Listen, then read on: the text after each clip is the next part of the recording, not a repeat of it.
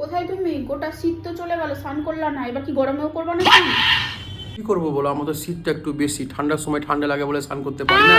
আর এই গরমে এখন কি করবো, দুদিন ধরে এত বৃষ্টি পড়ছে, ঠান্ডা লাগছে, তাই স্নান করতে ভালো লাগছে না, খুবই ঠান্ডা লাগছে। আজকে যদি তুমি স্নান না করেছো তাহলে আজকে সারাদিন তোমার খাওয়া দাওয়া সব এ ভুল করতে যাও না, আজকে দিনটা ছেড়ে দাও, আজকে প্রচুর ঠান্ডা লাগছে, কালকে থেকে করি স্নানটা, আজকে একটু খেতে দাও, খিদা লেগেছে। আচ্ছা, তোমাকে আমি 15 মিনিট সময় দিলাম, তার মধ্যে স্নান করে ঘরে ঢুকো, আর না হলে না খেয়ে বসে থাকো তুমি।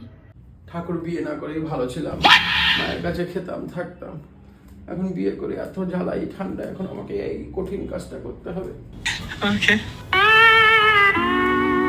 গায়ে মাথায় জল দিচ্ছ তো?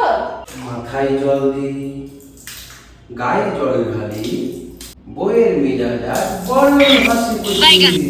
হাতে ভালো করে সাবান দিচ্ছ তো? মাথায় দি শ্যাম্পু, গায়ে দি সাবান।